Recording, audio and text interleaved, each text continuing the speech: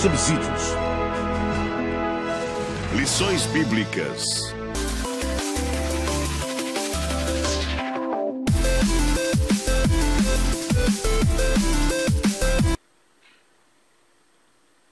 Olá, meus queridos, eu vos saúdo com a doce e preciosa paz de nosso Senhor e Salvador Jesus Cristo. Estamos felizes em poder estar aqui mais uma vez com você para trazer mais um subsídio da nossa lição bíblica da CPAD. Hoje estamos com a lição de número 5, que vem com o título Paz de Deus, antídoto contra as inimizades. Então, é um tema muito importante para nós, nos nossos dias em que nós estamos vivendo. Nós vamos estar aqui analisando com você alguns pontos importantes a respeito desse tema. E já o nosso texto áureo nos diz: deixo-vos a minha paz vos dou. Não vos-la dou como o mundo a dá. Não se turbe o vosso coração, nem se atemorize. João capítulo 14, versículo 27. E a nossa verdade prática, ela nos diz: a paz como fruto do Espírito não promove inimizades e dissensões. E a nossa leitura bíblica em classe se encontra em Efésios, no capítulo 2, do versículo 11 ao versículo 17. Que Deus possa estar nos direcionando nesse comentário, direcionando você, professor, aí na sua classe, para que possamos ter um ensino abençoado na nossa escola bíblica dominical. E o objetivo geral da nossa lição, não podemos esquecer dos nossos objetivos. O objetivo geral é compreender que a verdadeira paz só pode ser encontrada em Jesus. E como sabemos, essa lição também tem 3 tópicos importantes, cada um procurando esclarecer um objetivo específico para este estudo. Primeiro, mostrar que depois de receber a paz de Cristo, o crente deve transmiti-la a outras pessoas. E segundo, explicar que existem 3 tipos de inimizades e o seu alvo é destruir a unidade da Igreja de Cristo. E terceiro, saber que temos a missão de anunciar o Evangelho e para isso precisamos ter paz com Deus. Então, em cada tópico estaremos analisando e mostrando esses objetivos. Meu caro professor, como já fizemos aqui essa parte, mostrando o título, textual, verdade prática e objetivos, nós sabemos que nessa lição você terá a oportunidade de tratar com os seus alunos a respeito da paz, fruto do Espírito, que está sempre em oposição à inimizade, que é obra da carne. Sabe-se que paz é a ausência de guerra. Vivemos, meus amigos, meus amados irmãos, em tempos trabalhosos. Sabemos que em muitos centros urbanos a violência aumentou de fato e as cidades do interior também têm experimentado esse aumento. Na esfera mundial temos observado muitas guerras, até mesmo de cunho religioso, como no Oriente Médio. Mas em Jesus Cristo temos a paz. Então nós não estamos falando da paz que o mundo oferece. Estamos falando de uma paz que excede todo o entendimento. Uma paz com Deus que mesmo em um mundo cheio de guerras e conflitos, podemos afirmar que vivemos em paz. Então, meus amados, a verdadeira paz resulta da fé em Deus. Porque somente Ele incorpora todas as características da paz. Para encontrar a paz do Espírito e a paz que as pessoas precisam encontrar uns nos outros, nós precisamos encontrar a fé com o nosso grande Deus. Então, meus queridos, vamos analisar essa lição e estudar esta paz como fruto do Espírito e a inimizade como obra da carne, ou fruto da carne, e o homem guiado pela velha natureza, não pode sentir a paz que Jesus Cristo nos oferece. Essa é uma grande diferença, um grande contraste que existe entre o homem que tem Jesus e o homem que não tem Jesus. Essa paz, ela não depende de situações, de circunstâncias. Mesmo vivendo em uma sociedade violenta, podemos ter paz, pois a serenidade que temos em nossos corações é fruto do Espírito e não depende das circunstâncias ou dos recursos financeiros. Nós precisamos cultivar, então, essa paz como fruto do Espírito. O nosso primeiro tópico nos diz a paz que excede todo entendimento. Nós temos 3 pontos importantes. O primeiro é paz, o segundo, paz com Deus, e o terceiro, promotor da paz. Podemos definir paz como um estado de tranquilidade e quietude interior que não depende de circunstâncias externas. No grego, o vocábulo paz é eirene e refere-se à unidade e harmonia. Vivemos em uma sociedade onde a violência, meus queridos, tem feito muitas vítimas e tirado a tranquilidade das pessoas, fazendo com que as pessoas adoeçam, tenham dificuldades, tenham transtornos, até mesmo na família, no trabalho, e assim sucessivamente. Em muitas áreas da vida as pessoas estão sofrendo por falta de paz. Então o nosso ponto central dessa lição é mostrar, nos esclarecer, nos levar a entender que a paz que Jesus oferece não depende de situações e circunstâncias. Isso nós precisamos entender. E essa paz, quando nós a temos, nós temos porque nós temos Deus em nossa vida. E como podemos estar em paz com Deus? Só existe uma maneira para estarmos em paz com o nosso Criador, mediante a nossa justificação. A justificação ocorre quando nós, pela fé, recebemos Jesus como nosso único e suficiente Salvador. Então somos declarados justos diante de Deus, conforme está em Romanos, no capítulo 5, versículo 1. Então nos tornamos o quê? Promotor da paz. O crente que já recebeu a paz em Deus, em seu coração, ele precisa partilhar essa paz com todos os que estão aflitos, tornando-se um embaixador da paz, um representante de Cristo para levar essa paz ao mundo que não tem essa paz. Que às vezes tem uma paz, mas uma paz ilusória, fictícia, uma paz passageira. A nossa paz que nós estamos falando é uma paz permanente, porque é a paz naquele que é dono da eternidade. Então, sinteticamente, entendemos nesse tópico, meus amados, que o crente deve buscar a verdadeira paz mediante a justificação pela fé em Cristo Jesus. Então, Jesus é a nossa paz. Cristo é a nossa paz. Ele forma o novo homem. Então, ao sintetizar tudo o que Deus fez na salvação por intermédio de Cristo, o apóstolo Paulo, ele diz que Cristo é a fonte da nossa paz. No contexto de Efésios, isso não quer dizer que Cristo seja a fonte da paz interior, mas que ele é o meio de reconciliação entre judeus e gentios e entre membros da nova comunidade e Deus.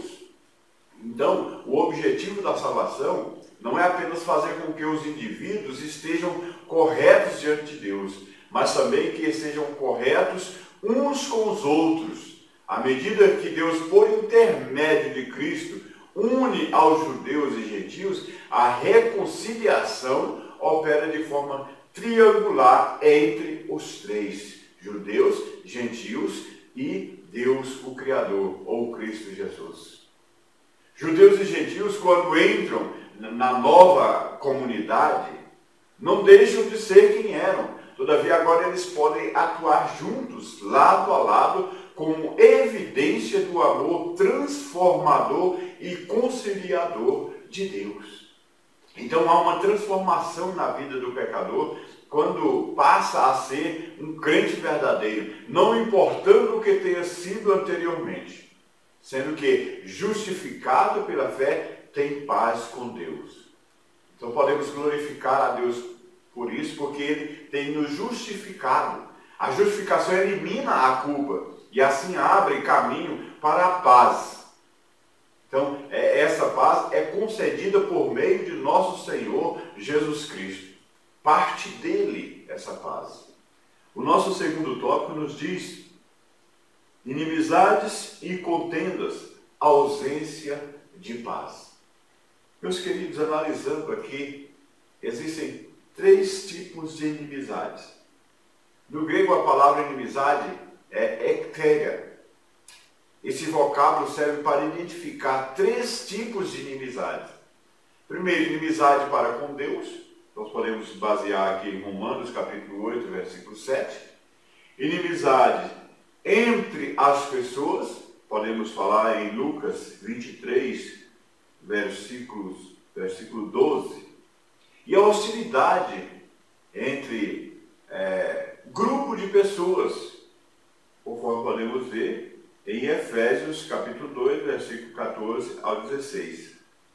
Paulo, em Gálatas, ele apresenta a inimizade como contendas e disputas, como obras da carne. Então, vejamos que a inimizade ela vem para dividir a igreja do Senhor, separar a igreja do Senhor, fracionar a igreja do Senhor. Vejamos sobre inimizade soberba. A inimizade, em geral, é resultado da soberba.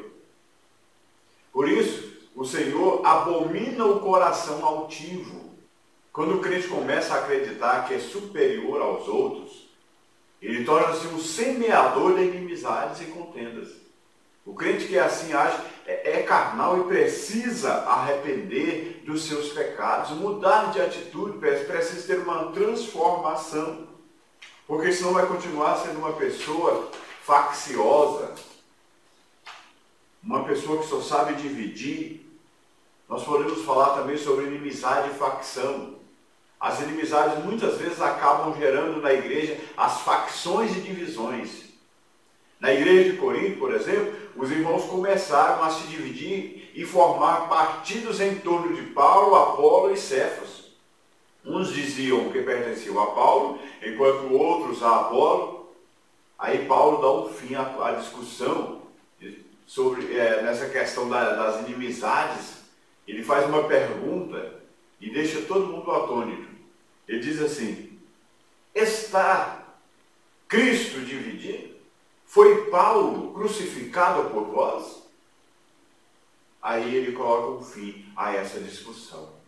Então, meus queridos, sinteticamente podemos entender nesse tópico que o objetivo da inimizade é destruir a unidade da igreja. Então precisamos, meus caros professores, dar uma ênfase muito forte a esse tema, a essa questão, a essa aula dominical, para que toda a nossa sala possa entender a questão da inimizade, o objetivo dela, o que ela quer fazer com a igreja do Senhor, para que possamos, assim, extirpar do meio da igreja este mal, essa obra da carne.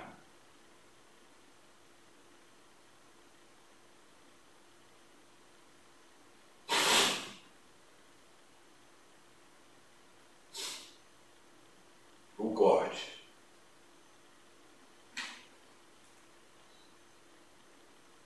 O nosso terceiro ponto, o terceiro tópico nos diz: vivamos em paz.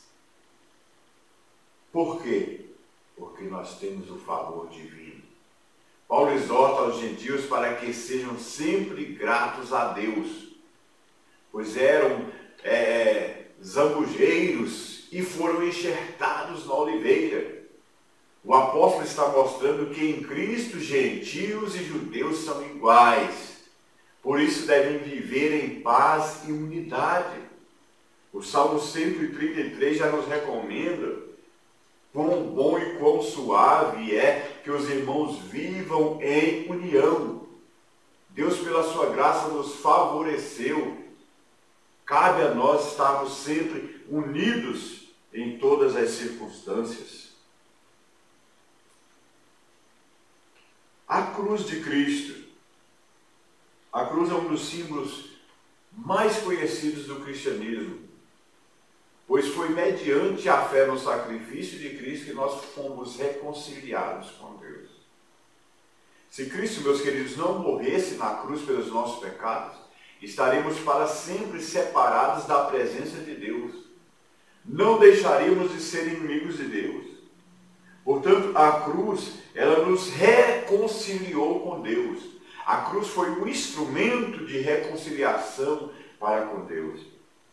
Por isso se diz que é mediante a cruz é que nós fomos alcançados. Então nós temos uma missão, uma responsabilidade como servos de Deus, porque Jesus veio ao mundo com uma missão, morrer na cruz pelos nossos pecados. E ao ascender aos céus, Ele também nos deu uma missão. Para darmos cumprimento a essa missão, precisamos viver em paz com todos. Anunciemos ao mundo que somente Jesus pode nos dar a verdadeira paz, pois Ele é o príncipe da paz, conforme temos em Isaías capítulo 9, versículo 6. Precisamos cumprir a nossa missão, levar a paz de Deus, a paz de Cristo ao mundo. Sinteticamente, entendemos também nesse tópico que para realizar a missão de anunciar o reino de Deus aos povos, o crente precisa viver em paz uns com os outros.